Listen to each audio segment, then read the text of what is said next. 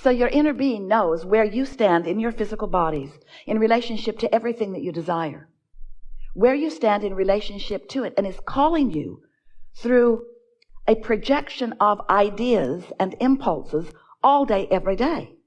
Now, whether you hear those impulses, whether you receive those ideas from your very high-flying, pure positive energy, no resistance inner being, whether you hear that calling or not, has to do with what you've got going on vibrationally. If you're in a bad mood, you can't hear that. If you are angry or frustrated or fearful, you can't hear it. But if you're joyful, if you're happy, if you're playful, if you are in love, or if you are feeling appreciation, then you are in the vibrational vicinity of it, and then those impulses and those ideas just flow seamlessly to you. Thoughts turning to things, you see. And as you receive an idea and you say, oh, I know what I want, or, oh, I've got the best idea. That's you in the receiving mode. That's you continuing the journey of your creation, of launching rockets, your rockets gestating in law of attraction, building them to greater and greater momentum and potential. And then you being in the vibrational place where you receive the idea because you've tuned your tuner to where your tuner must be tuned in order to be in concert with who you really are. Don't you love knowing that? Don't you love knowing that the way you feel is your indicator of whether you're in the receiving mode of your own inner being or whether you're in the receiving mode of your mother? Oh, well. That wasn't fair. True, but not fair. It's easy to be a reactor to what's going on around you. And so as you are observing things and reacting to them, very often your vibrational output is mimicking something that you're observing rather than your vibrational output being something that you are deliberately accomplishing. We know that when you look at good things, it's easy to soar, and that when you look at bad things, it's not easy to soar. It's easier to be in a receiving mode of unwanted. But you want to be less conditional all the time. You don't want to be dependent upon things to perform for you or people to perform for you so that you can respond or react in a positive way. You want to be so stable that it doesn't matter what the conditions are doing. You're not a responder or a reactor to the conditions. You are tuned into the frequency of who you are, and therefore you are controlling the conditions of your life experience. And oh, we know you so well. And unless you are controlling the conditions of your experience, you are not the hands in the clay deliberate creator that you came here to be, and you are not liking it one bit. You know that feeling of somebody did something and they shouldn't have done it and how mad you are at them for doing it? That's not the receiving mode. You know the feeling that you used to be happier because that person used to treat you in a different way, and now you're not that happy because that person is not holding you as their undivided attention? That's not the receiving mode. You know that not having enough money in the bank and worrying about it when you go to the mailbox, that's not the receiving mode for the financial abundance that you're looking for. In other words, you got to find a way to feel beyond what is, or what is cannot change. If you're just observing what is and having reactions to what is, then you're just creating more of the same. Different places, different faces, but the same thing over and over and over again. Know anybody like that? And so what we want you to know is how much you have changed. What we want you to know is how much life has caused you to create a vibrational reality. What we want you to know is who you really are and what you are on the precipice of.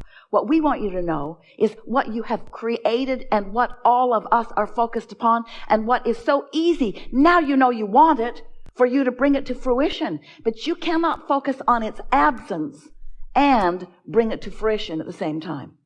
And your needing to see it, hear it, smell it, taste it, touch it is what messes you up. If you could accept that it exists, can you?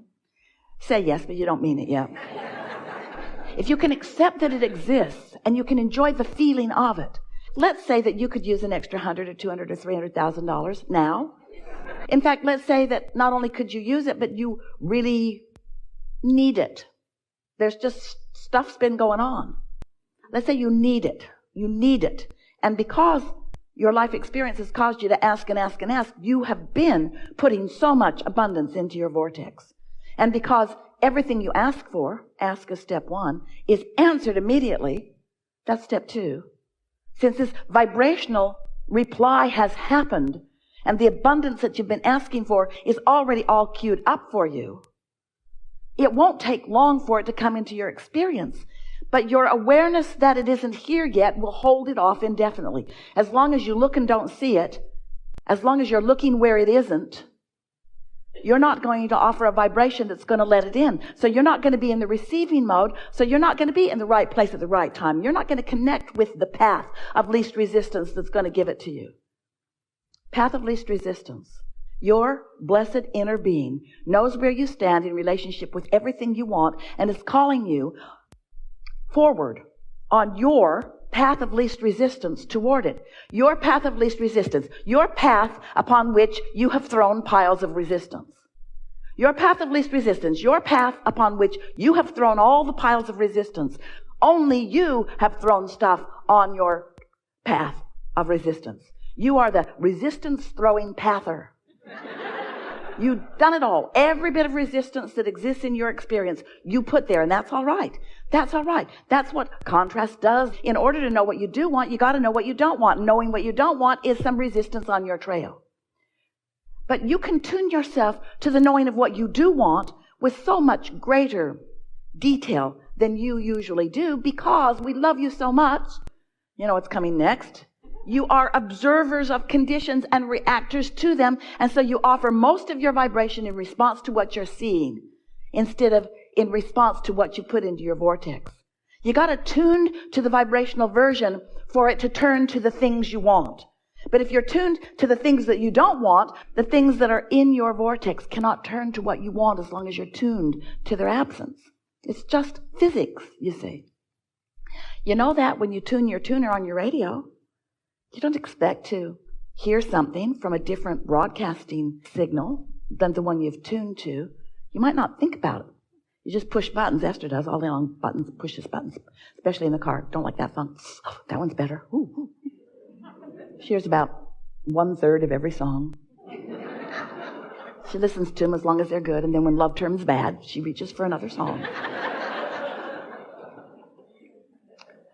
So as you understand the tuner of your radio, we want you to understand the tuner of your vibrational frequency. We want you to understand that how you feel is your indication of whether you are in the receiving mode of who you really are and what your vortex has come to be, or whether you are in the receiving mode of overwhelmment, or the receiving mode of anger, or the receiving mode of fear, or the receiving mode of deep depression. In other words, you're in the receiving mode of something all the time.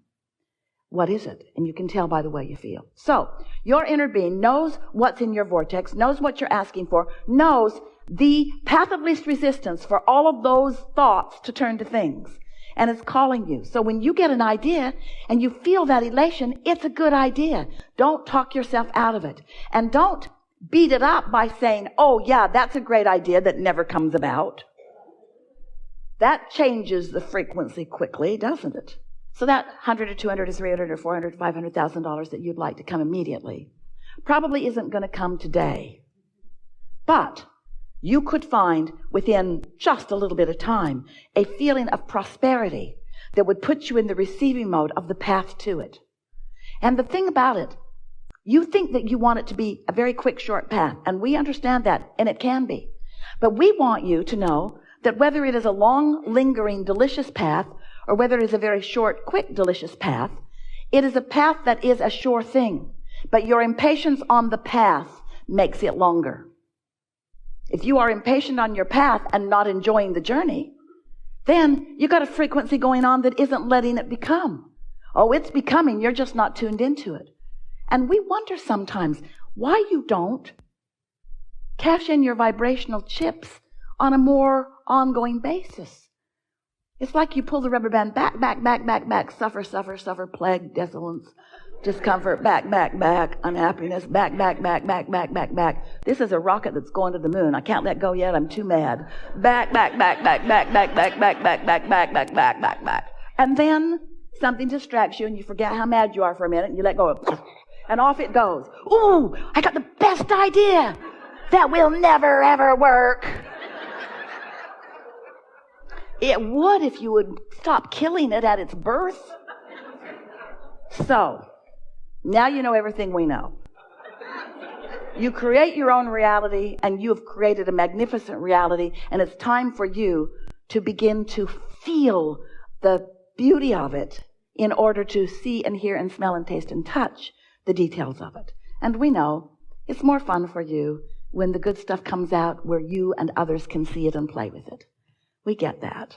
We know that there's something nice about creating in a physical setting. But have you ever wondered, how did your economy get so big in just the last 10, 20, 30, 40, 50, 100 years? How did it get so big?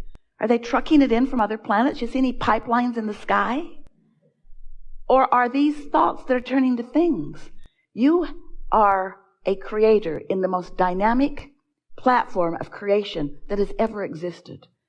And we are so looking forward to you acknowledging that that is so and beginning the deliberate managing of your own vibrational frequency so that you can more often be in the receptive mode of the ideas, because that is the sweet spot. Oh, sifting and sorting through contrast isn't so sweet, but it's necessary, and it's something that you do naturally. It's not even something you have to think about. That's step one. It just happens. Step two is not your work at all. That's source energy and law of attraction, gathering up everything that you want, gathering all the cooperative components, getting it ready for you to be ready.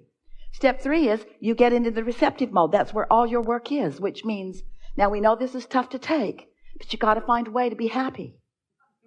It's a big price to pay, we know. And do you know you would be? It's like the cork that is bobbing on the surface of the water. That's where that receiving mode is. That's where happiness is. Now you can hold it under the water as you focus on this that's gone wrong and this that's gone wrong and this that's gone wrong and this that's gone wrong. You can waterload that cork pretty good. But when you let go of it, it's going to go back to the surface. That's where happy is. You don't have to work for your happy. You just have to stop doing those things you do that don't let the happy be there. When you wake up, you have a greater chance of happiness until you remember yesterday. And so, if we've convinced you that you can change your mood, you can. If you care enough, you can change your mood. You will be happy if you don't think the thoughts that make you unhappy. So, stop it. We've enjoyed this interaction immensely. Why would anybody think a thought that doesn't feel good? When it doesn't feel good, why would you continue to do it? Don't be hard on yourself, because it's law of attraction's fault. Law of attraction is bringing you back what you're broadcasting. So if you've got your attention on something and you're feeling some way about it, law of attraction is going to dish up more, because that's just the way vibrational signals work. So you've got to catch it in the early stages before the momentum becomes too strong. Because if you don't catch it in the early stages, the momentum is going to become stronger and stronger and stronger until you sleep. Once you sleep, the momentum will subside and you have a chance of waking up tomorrow feeling so much better. But your proclivity about the way you think is the way you've been thinking. And so in the morning, you're going to have to be more aware that you're leaning toward good feeling thoughts than not. We would like you to be less conditional. That's obvious from everything that you've heard us say. Less conditional means not letting law of attraction get hold of your thoughts and take you and those thoughts to places that you don't mean for them to go. So what are you going to do about breaking that cycle? Sleep more. But a really good process is meditation. Because when you meditate, you stop thought. And when you stop thought, your cork will float. When you stop thought, your cork will float. What are you doing? Floating my cork. What? What? Floating my cork. Been worried about you for quite a while. Because when you're not thinking any thoughts, so do you meditate? 15 or 20 minutes is enough. And in that 15 or 20 minutes, if you only get to a non-thought segment that lasts a minute or two or three, you've had a really good time. Because in that 2 or 3 minutes that you've managed to quiet your mind, your cork will float. And when your cork floats, your vibrational frequency raises. But the most important thing about that is you have a conscious realization through every bit of your physical body of what that feels like. You've practiced that frequency. So now your propensity to do it again is greater.